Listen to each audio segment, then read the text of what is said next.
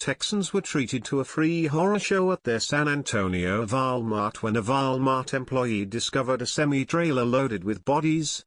They were approached by someone who desperately needed water. After that, the mortifying discovery was made.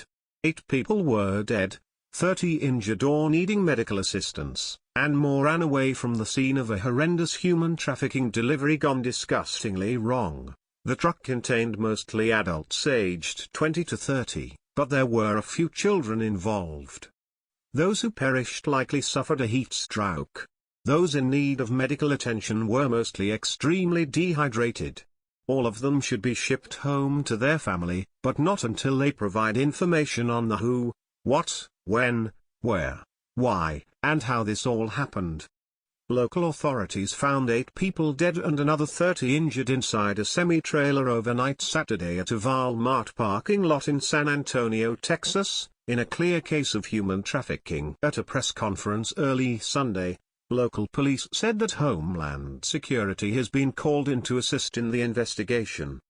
In addition to the dead, 17 people were taken to area hospitals in serious condition and 13 had less serious injuries. Most had severe heat stroke and dehydration.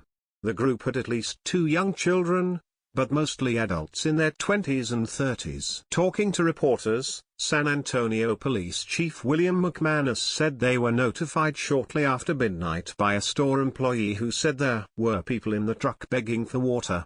San Antonio Fire Chief Charles Hood, who stood alongside McManus at the press conference, said firefighters arrived on the scene at 12:26 a.m., and began pulling the people out of the truck, which had no working air conditioning. In a phone interview with CNN later in the morning, Hood said all of the dead were adult males and that some may have suffered brain damage from the intense heat conditions inside the truck. Walmart has enough problems with keeping shelves nice, not hiring enough people to work the registers, filthy bathrooms, and now a truck full of bodies in their parking lot. They can't win. Authorities stated that the deceased were all males who suffered from likely brain damage as a result of the heat strokes they endured inside the truck. It makes you wonder how bad life is in Mexico that you're willing to pile up in the back of a truck, in the summer, with no ventilation. If they're willing to do that, then life must be really bad for them. Or there's another side of this story.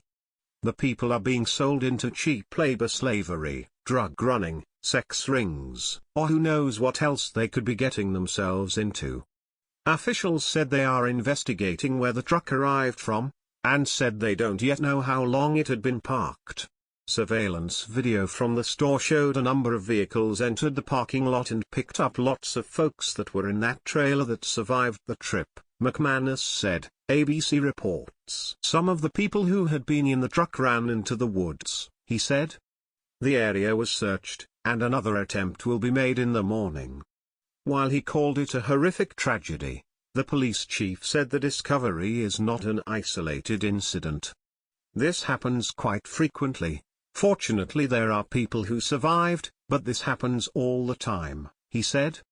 Someone on that truck knows something. Get them all locked in isolation and start hammering them with questions. Throw a few cheeseburgers and bottles of cold water in front of them, put on the good cop/bad cop show, and badger some answers out of these folks. Do whatever you need to do to get answers and figure out how deep this crime goes. If some people escaped into the woods, then what were they running from? Were they scared to be deported? Did they not want to face police and have to cover something up?